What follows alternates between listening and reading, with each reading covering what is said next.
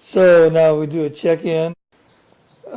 Well, I think it's better. I've a couple of things.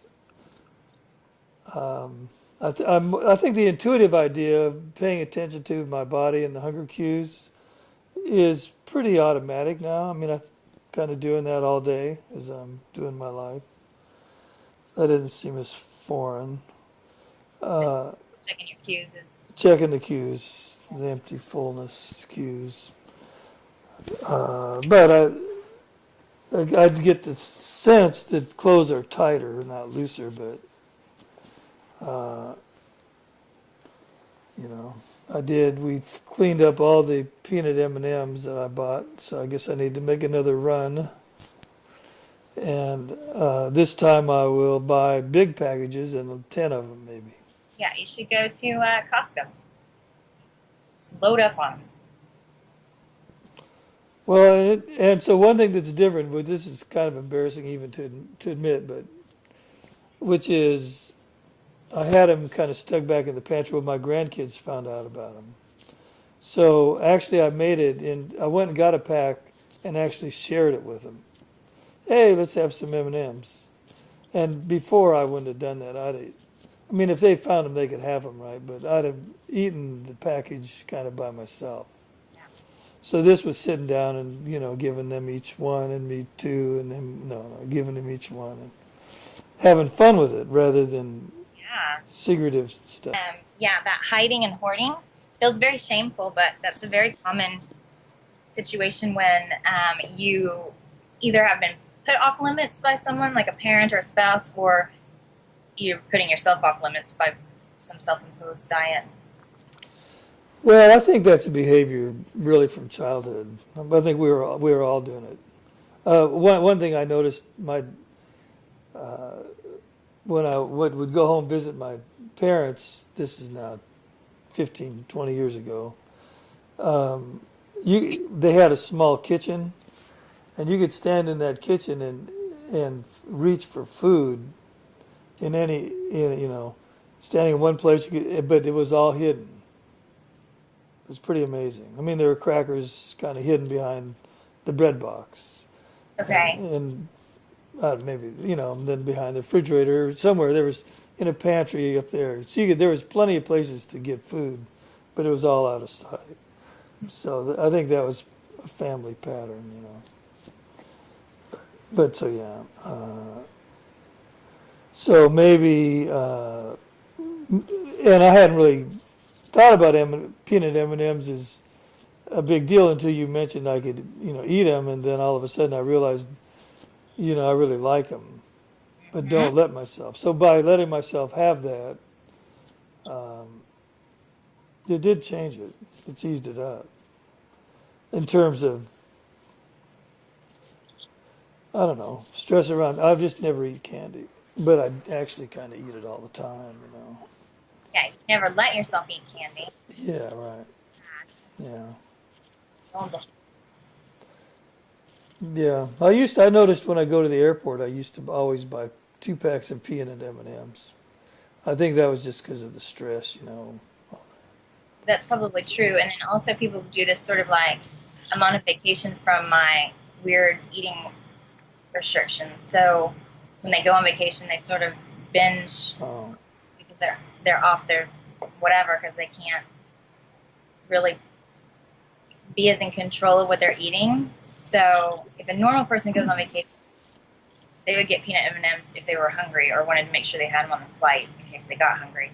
Um, a normal person would just eat when they're hungry and stop when they're full, wherever they find food on their trip. So for a person who's kind of a diet mentality, they would like go on vacation, worry that they're going to gain all this weight, be kind of bingeful, and then come back home having gained some weight and be all like, I got to restrict again. Whereas a normal person is like pretty chill about the food on the vacation and then eats according to cues and then comes back just as same as always. So is there a way to not say normal person? I mean, like that makes me feel abnormal. okay, let's see. I mean, we can say intuitive eater if we want to say. I Oh, mean, it's normal eater really is what I mean. okay, You're a normal okay. person, I guess, but Me and not. It's just normal would be sort of indicating like never been kind of trained out of their biological cues. They're still eating sort of according to just normal biological. Okay. Now, what Yeah. you said there, though, I don't want to get past that. It was exactly right on. I'm getting ready to go, and I have taken a lot of weekend trips to, let's say, my hometown, So, but I go there with the mindset, if I come back and I eat normally, prior to the intuitive thought, but anyway, within bounds, then my clothes will fit like they fit when I left. That would make sense. So my intention is to do that, and I strict myself so I'm going to do that, and in fact, I never do it. I do exactly what you described. Hoard. It's a brain mentality of, well, I guess hoarding in a sense, but not really hoarding. But it's like that. Like I'm just not going to do it, not going to do it, and the next thing you know, am by doing it, I mean, for example, I might buy a sandwich to take on the plane, but then eat the sandwich while I'm waiting for the plane. We call that eating on the way to the field. Which Uh, would be fine if you were hungry and not trying to use the sandwich for entertainment. But now you're going to get on the plane, and because you're anxious and you don't have anything to do, you're going to be like, maybe I should get some nuts or yeah, something. right. Right, then eat on the plane Yeah. by buying something. Yeah. And you're not hungry at all. So, Right. So you described it perfectly. That's good. yeah. So, same with the holidays and all that stuff. People sort of like, I don't know, sort of suspend. Again, it's this concept of sneaking around behind your own back, that when there's cheat days or you're off your thing when you go on a diet. I mean, when you go on vacation, you're off your thing when you go home for the holidays or whatever. Like, if you didn't have a constant thing, you could just eat normal there like you do anywhere else. And even if you got overfull or gained a few pounds over the holidays because it's unique food that you don't get very often, if you just, like you said, return to normal, if you return to normal eating after the trip, you cannot do so much damage in such a short period of time that it's not going to just fluctuate back out when you go back to normal. Right. Your body wants to stay where it's supposed to be, so it'll kind of rev up or slow down to keep you in your spot, your set point. Yeah, you're pretty sure about that. Pretty sure about it. That the body has a certain place it wants to be. Yeah, no, I mean, it's not like I made this up. Like, research shows that your body will speed up about 25% metabolically or slow down 25 to 15% to keep you in. So it speeds up to keep you from going above, and it slows down to keep you from going below your set point. Does that make sense? Makes me Yes. Yeah, sure. makes me think of a spring, kind of like you can stretch it to a few pounds below your set point, but it's going to want to spring back in. That's why people will be like, I can gain weight like that. Well, yeah, if you're artificially keeping your weight 5 pounds below your set point, of course you're going to gain weight like that because your body's springing it back into its set point. But at the same token, your body also doesn't want to be 5 pounds above your set point. You just maybe don't know exactly what your set point is. You may think, oh, I'm so out of control, but your body's got this. You, again, are a ridiculous example because you are clearly in your set points. If you're not in your set point, you're pretty dang close. And the only reason I could think of you not being is because your eating pattern was weird, but your body is perfectly normal, and you just are like so body dysmorphic, not even take it. Oh, really? Mhm. You But may be wrong. oh, I No, looked you're at not. the AMA article that we discussed. I kind of mentioned that the American Medical Association had put something out in January. I forgot that. Yeah, so I looked it up. It's just AMA article on set point? no, it was Oh. on obesity and the BMI ranges. Oh, that's right. So it said that it said again what we've been seeing from the CDC was that the overweight category was the most protective. That's the most sort of healthy category to be in, and that the obese and normal categories have a very similar mortality level or whatever. Oh, right. Um, and that in general, the all the obese levels combined are no more dangerous. You know, like if you had overweight plus the obese and whatever, like all that combined is no more dangerous than the normal level. So it's just, and I encourage anybody to look at that. I'm trying to post it. I'll post it on my website, but You can send me a link and I'll include it in the yeah. blog post. But this is just repeated proof, repeated science supporting that even if you think you should be X number of pounds, but your body wants to be a different number of pounds, you can fight the good fight all you want, but you're really wasting your efforts. I mean, you really should come to grips with the fact that if you let your body be in its set point, it'll want to stay there. You won't have to give much thought to what you're eating and when, yada, yada. And then you can use that brilliant mind of yours to do more important things than think about food. Well, so that's one other thing I'm learning from you is I had spent a lot of time thinking about food. Not that I still don't, but it's less. It's a Good. different quality. So and would you say what? So if we put it into steps, which there may already be steps, but one step would be just to notice what you're doing. In Mhm. other words, notice your internal experience, and that would Yeah. be the fullness chart. Not really doing anything with it, just noticing it, right? Yeah, because what we've sort of talked about before is that if you have been doing diets or healthy eating or whatever kind of restrictive thing you've been doing your whole life, you have really become unattuned, right, to your internal experience. Because if Right. you're hungry, but you want to restrict your calories, you have to ignore your hunger. So you want to ignore your cues. Right. But what we're trying to do is reattune to your bodily sensations so that if you're hungry, you honor that because that's a sign of your metabolism and your body needing something, and you want to keep your metabolism dialed up versus ignoring it and letting it dial down, you know? Okay. So that's step one, and then Step step one, two, yeah. two would be, I guess, a goal or an intention could be to find my set point. Yeah, no, I mean, you really Okay. don't, Okay. yeah, I would just be objectively, curious about that. I don't think that's Okay. something you need to figure out that just comes with time, and it's a slow process. So when you say like my clothes fit tight or whatever, one, of course you could be imagining it because that happens, but if they are fitting. That's not Right. Yeah. abnormal, right? There's that Uh, coming off the I can't have peanut M&Ms for however many years, so right. there's going to be some excitement. You've had fluctuating success with the emotional eating. Some weeks are good and some weeks are harder and yada yada yada. But your body's changing. I mean, you're hopefully eating more and more frequently through the day. So your body's like, "Whoa, this is different." I mean, it's just going to fluctuate around a little bit until the metabolism is all till things kind of re-regulate, But it's not going to gain and gain and gain. It's like I usually just tell people to suspend judgment because there may be a 5 or 10 pound kind of shifting around. It's Hmm. usually not that much, and that's pretty temporary until you kind of get things. But if you panic and freak out about it, then you're screwed. So, not gonna do. Okay.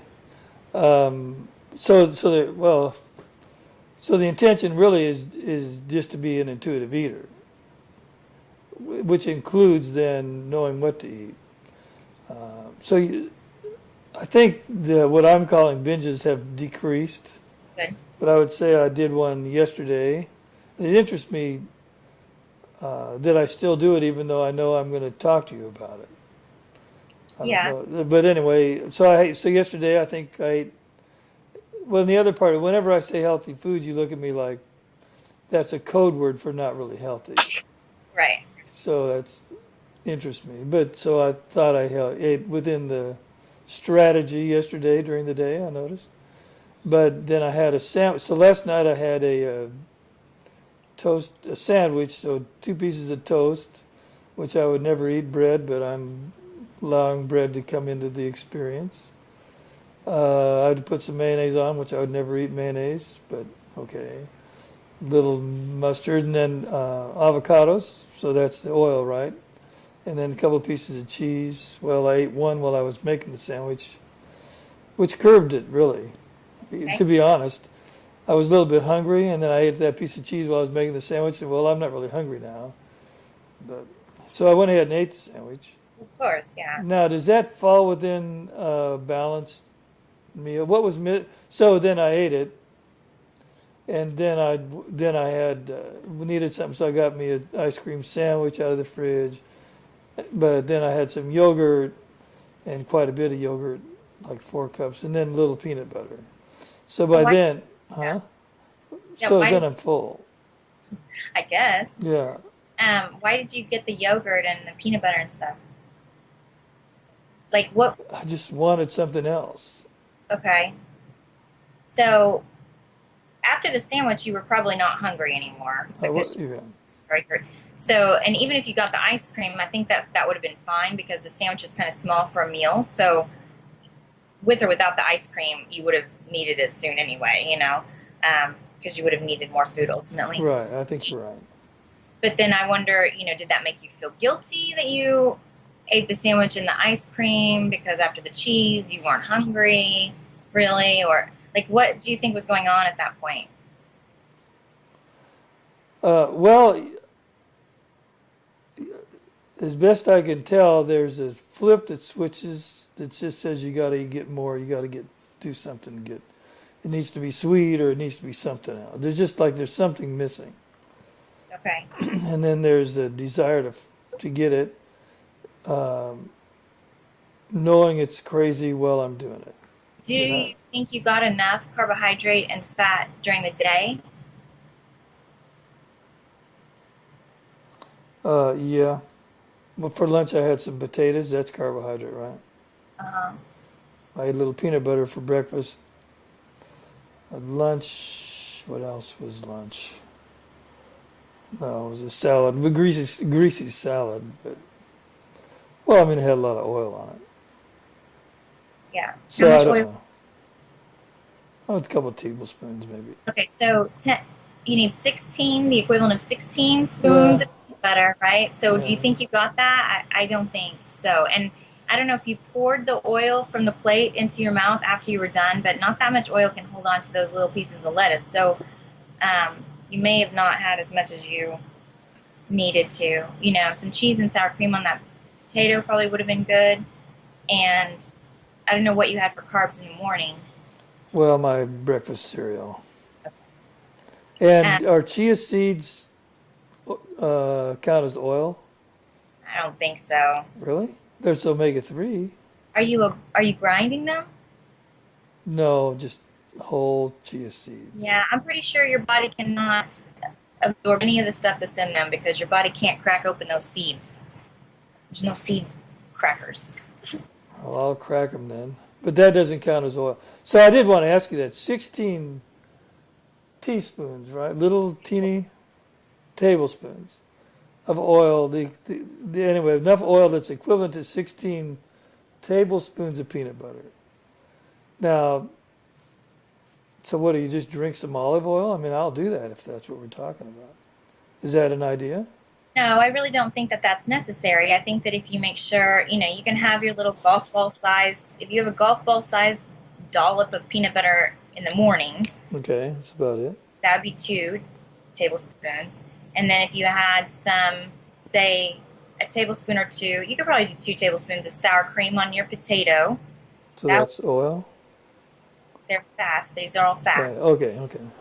That would be 2. And then your cheese would have some in it. So we could maybe count that as 1. And then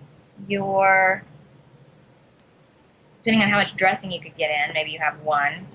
And then any snacks or then dinner. Dinner, I feel like you had your mayonnaise and then some, again, the cheese might have some in it. Cheese. It doesn't have a ton, so don't get much fat. It just has some in it. But So don't do what? That cut up right there. don't crazy with your cheese being a fat 'cause it doesn't have a ton of fat in it. It just has, I see. of the foods. Some of your foods will have fat in them, but not very many. Just kind of giving you a sense. So I'm not sure if the binge was nutritionally related, like you didn't get enough, Okay. or if it was habitually mood related. Um, because you say that the switch got flipped. I know that for me, if I've eaten something and I feel like I still need something more, sometimes that is physical, like I haven't gotten enough fat or carbohydrate in the meal or in the day or whatever. But oftentimes, if you did get enough and you didn't ever get too hungry and yada yada, then that switch could be you're feeling some kind of an emotional hole, that you're not hungry anymore and something's going on. Just Which is what I think it is, but it could be both, right? right, It they could could come. well be both. Yeah, you said you were pretty hungry going into it, right? And then you No, I was at the noticing there's hunger present. okay, I don't do the pretty hungry thing very often. okay, I good. mean, I like to. Yeah, I don't think you should, so that's good. Okay, all right. But then I did go to over full. I was full, but too much. Right. After 4 cups of anything, I think you're probably going to be over full. Yeah, So, right. um, wherever you feel the switch, did the switch flip after the sandwich or after the ice cream, you think? Well, it was prior to the ice cream because that was. Then the hell with it. I'm gonna have me and there was one left, but it's for the grandkids. But they didn't seem to want it, so too bad. They know. Get it while you can. Right. So no. So it was before that. So, Somewhere during eating the sandwich. so what you could have done after the sandwich is when you wanted something sweet, is to check in with yourself emotionally. Am I hungry? I think when that the switch flips, there's no checking in. Oh, I know. I'm trying to get you to check in before the flips. Okay. Because I mean, I could have gone for a walk. I had to take the dog. There's things I knew that I could just go do, and if I wait 15 or 20 minutes, it will probably pass. Right. So my question is, do you think you could check in after you finish the sandwich, thinking that you want something else and you're not hungry, or do you think you need to check in prior to the entire meal? Consciously prior to the entire meal. Because I will say, once I ate that, as I was making my sandwich, I ate a piece of cheese, which is uncommon, and then I went, "Oh, that's interesting. I'm eating this." But it also I checked out and I went, I'm not really even hungry right. You know how well, which we don't do hors d'oeuvres, but we might start. But if you do hors d'oeuvres at a restaurant, you're kind of full, and then you get your meal, Right. and you go, "Why am I eating this? Because I'm already full." It was kind of like that. Right at that point, I was full, but I was going to eat that sandwich. So probably right in there is where the switch flipped. One thing I would say is a lot of times if people are hungry, I'll tell them to eat something, usually carbohydrate, a little something before they start their meal, so that You they did? Okay. kind of take the edge off a little bit, so it's not like this crazy fast feeding Oh. frenzy. Okay. I think you took the edge off with the cheese, and you weren't necessarily hungry, but you still needed to eat. Like if you had hunger Okay. before the cheese wasn't enough. So Right. Okay. yeah, what that would do basically is hold you for 30 minutes, and then you'd be right back to hungry. Yeah. And then So I would binge. So okay. So that was good. So yeah, I don't know. I think there's conditioning maybe with evening time. I'm just trying to figure out. Part of it is this conditioned patterns, I think, where you start going into old patterns. so this was yesterday, right? So you Yeah. had the kids over, but you didn't see any clients. I don't think I was stressed. You didn't feel stressed because No, not conscious. Do I? having kids over can be stressful, right? Yeah, they were over Saturday. Well, they were. It was fine. They Okay. were. What did you do yesterday? What did I do yesterday? Oh my gosh. Well, I worked on the website a little bit, but I tried to not do that. Got to stay off the computer. Um, oh, I know. I helped Kay. My wife has places, spots in an antique mall, a couple Mhm. of them. So I went and we unloaded a couple pieces of furniture, Okay. which you might be interested in. It's beautiful. No, okay. So, so that really wasn't stressful. She didn't gripe at you, or No. she doesn't do that, huh? She's one. Well, if I'm helping, it's good.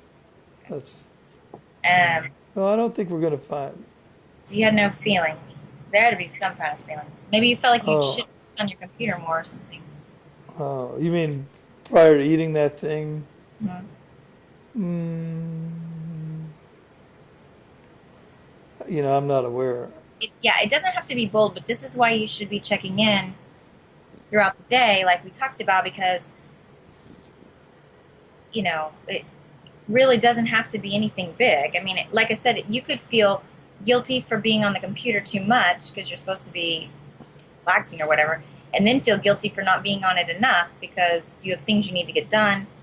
Like, tuning into that is really important so you can talk yourself through, like, wait a minute.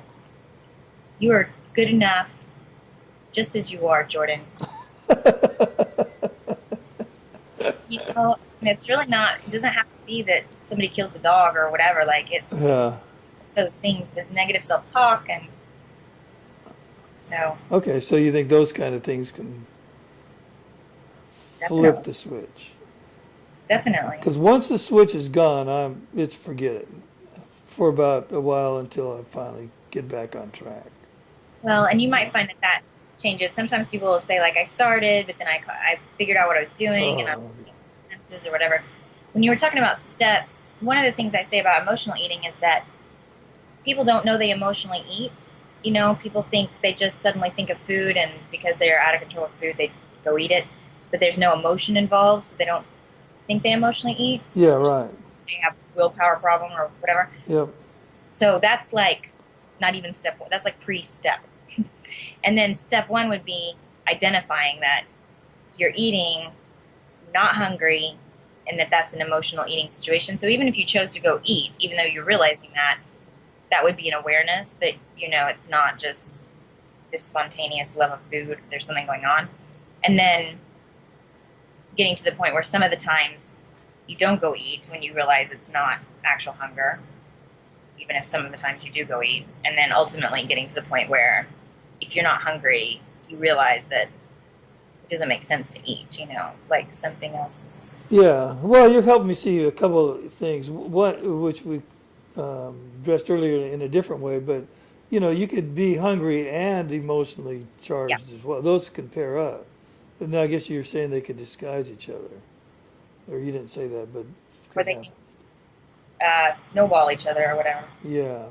And the other thing, you did tell me early on, and I don't do this really, so I kind of check throughout the day, but I think you said, well, do it, pick certain times where you do check. I think you did, like morning, night, but We did that to as a memory tool, but I mean, I just check randomly through the yeah, day okay. to stay, kind of try to, whenever it's quiet, get a moment and check it. So as long as you're remembering to do that, you don't have to make it like rigid or anything. Well, I was just occurred to me though, I might consciously not do it, no, or unconsciously not do it at times when I need to do it. Oh, that's a good point. Is that, Yeah, well, that's good. the mind can do anything, so yeah. Well, I definitely think the pre-dinner would be a good time to check in. Okay. That's clearly a spot for you. And the other would be when you have a missed appointment. When someone no shows would be a good time to check in. All right. Okay. Yeah, I can do that. So what is it that you want to do with your Sundays? Work, So but then why did you not want to be on the computer too much? because I did it all the day before, I No. got to get my brain, come on. And I guess, play the guitar a lot. Okay. I did mow the yard in the morning. I try to make that a day where I do relax. Um, so, but I don't know. See, I just think that evenings. Well, and this occurs to me now. Growing up, Sunday evenings were the time when we had the sugar sandwiches. It Ah, would be a big, you put butter on it, right. put it in the oven, toast it a little.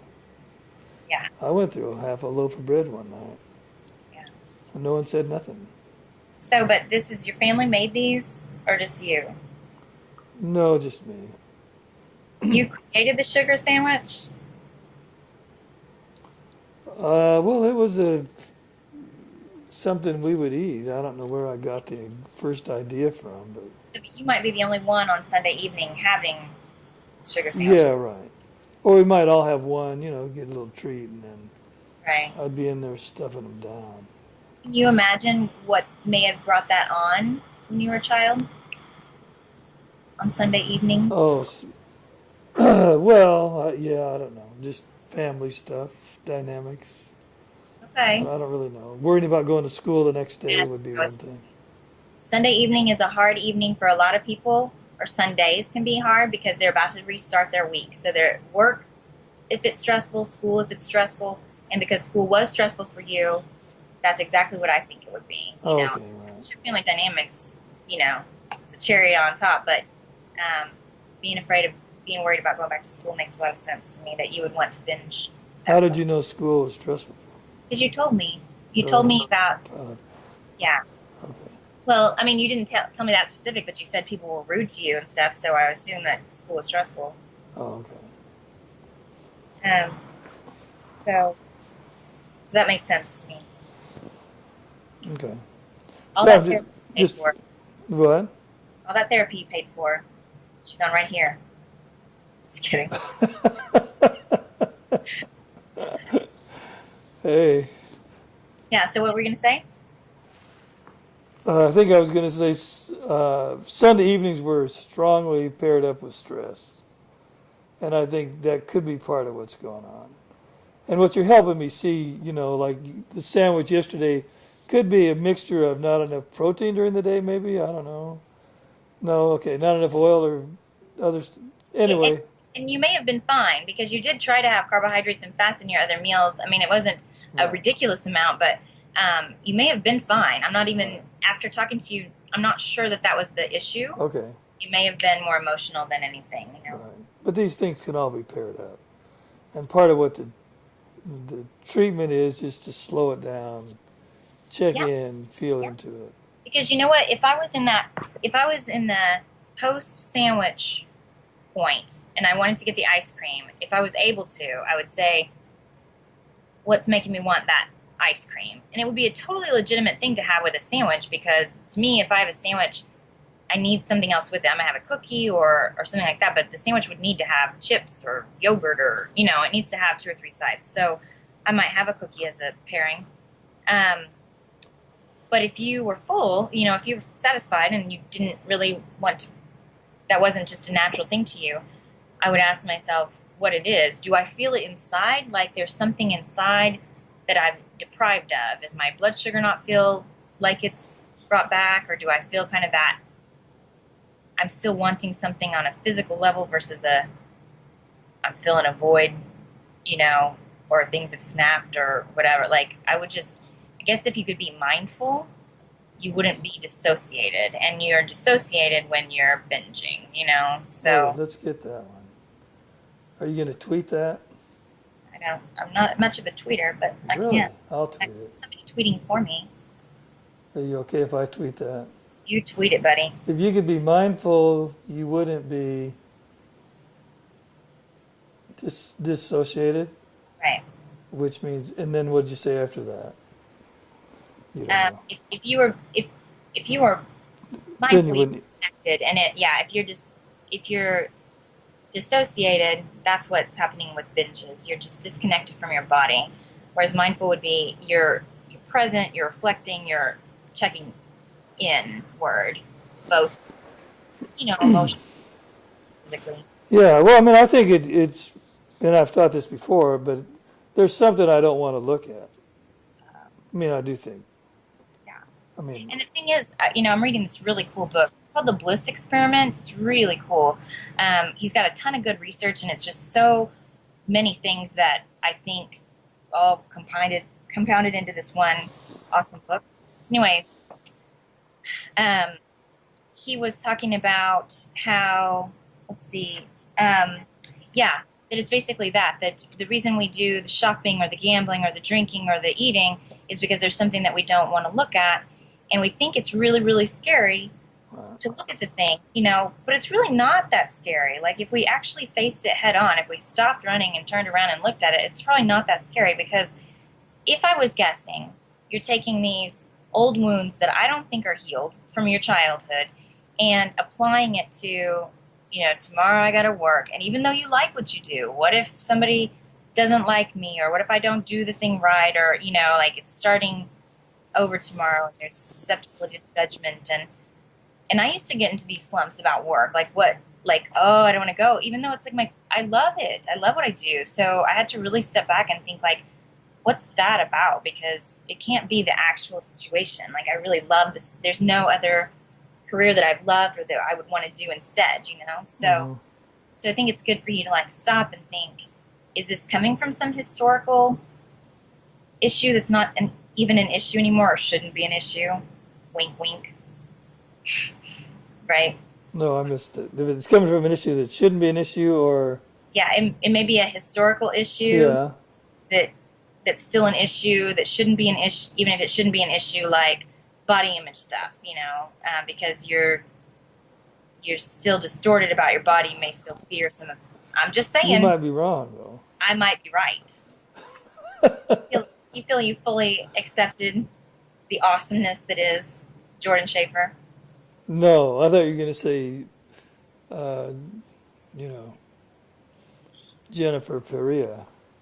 Well, that is, I would say it more like Jennifer Pereira, Pereira, thank you. tricky Brazilian name, thanks to Okay, my husband. yeah. But that is true. Poor Jennifer didn't always feel that way, but now She's into the awesomeness that she is. yes, she's But aware, no, the other awesomeness, no, I have not. and that helps me see the awesomeness that is Jordan. But poor Right, Jordan. I know it. So I feel like you're bringing like your 8-year-old boy potentially. I mean, I don't know Oh, everything okay. that's going on in your head on Sunday nights, but I could kind of see that resurrecting. Yeah, it could be. Those engrams, I call them engrams, popping up. Yeah, So it's yeah, pretty strong. Okay. yeah. Your Instagrams. My Instagram's in my head. So, Okay. so down with the social media. Oh, really? Yeah, no, Down with it means down could means both things, you know. But you no, did like this with your finger, so I think you this is meant. cool though. Like that was Oh, my that's get up. cool. Yeah, down/hip. Okay. Yeah. All right, we better pull back from that. So yeah, that would be good. I mean, and especially if you know there's a trigger time. So if Sunday evenings are a trigger time, or no Well, shows are a trigger time. yeah. Most evenings. Yeah. But I want to say it has been going better over the week. In fact, I think that was like the only one or Oh, good. two that were like that. So it stood out a little, I think. You doing better with not having salads as meals? Yeah. Well, I just pour olive oil on them and eat crackers. Is that What do you mean, no? is that scrumptious? Do you enjoy vegetables with olive oil and crackers? No. No. Why don't you just have real food? Well, olive oil is real food. You Mm. said to put oil with it. I said Well, to put fats with it. I mean, fats. um, Yeah. oil's an option. That's an option. I would just rather. Do you know? I read this study, and I so wish I could find this to give you the reference. But it was in France, and the study was that you are more metabolically active, like significantly more metabolically active after a meal if you enjoyed it than if you ate the same exact nutrients in a tasteless, hodgepodge that you did not enjoy. So But if what I else for oil then? You're talking avocados, what else? Cheese, but don't get your oil from peanut butter on my salad? I don't know. well, you can put oil on your salad if that's your preferred dressing. You could also put ranch or blue cheese or something like that on there. Oh, I see. Okay. And the good thing about those is that they're a little bit more thick, so you might actually get some of it. Like when you're splashing oil around, like only so much oil actually makes it into the awesomeness, right? And Yeah, right. and then crackers. I don't know what kind of whole wheat double fiber grain fantastic crackers you had, but those don't sound that good. If I was going to have a carbohydrate on the side, I might choose to have some cookies after, or like a roll or two, depending on the size, or a muffin, a big muffin, or something like that. You just need to have a hearty, preferably delicious carbohydrate with it. Oh, okay. So, but still, you guys with these salads is ridiculous. I mean, salads are a side item, so you really need to kick it up a notch. Okay. Good for Kay. To talk to Kay about her own needs. Yeah. Okay. All right. So only one or two issues, right, on the evenings? What about through the daytime? How are you doing at work? Better. I think better. Yeah, it's been a lot. I think since eating the peanut butter with breakfast, adding in the oils during the day has made a difference. Good. I do think. Good. So you got that part right. Hey, thank goodness. Really good. Maybe they'll let me keep my license and registration. Yeah. Okay, so let me see. I don't know if I wrote down what we were gonna. Just gonna see if there's anything else we specifically wanted to address. But I don't know if I even wrote anything. Yeah. Maybe I didn't. So what do you think? Do you have any other things off the top of your head? No, I was gonna at some point ask you if you wanted to talk about. Didn't you work for a weight loss clinic where they did the bariatric surgery? So I'd be interested to know what that was like. Yeah. If you still think if you think it's a good idea to do that, or you kind of your experience or your take on that. I mean, I can tell you briefly, and then we can talk about it some more next Okay. time we talk. It is kind of a big topic, but Okay. I think I really liked working at that clinic because it was the first time I got to be with individual clients. That was a lot nicer than just whatever I'd done before. But while that can be a tool, I guess it's a tool for starvation. So it slows your metabolism down. It's kind of rough on your body. Your body's breaking down a lot of things that you need, and you're not really changing the relationship with food. So what I would see is that people would call, 2 weeks out of surgery or whatever, and be like hysterical, crying because they can't have pizza, or these kinds of things that they had used to regulate emotions. So bottom line is, you're using a superficial tool to fix a not superficial problem. Okay.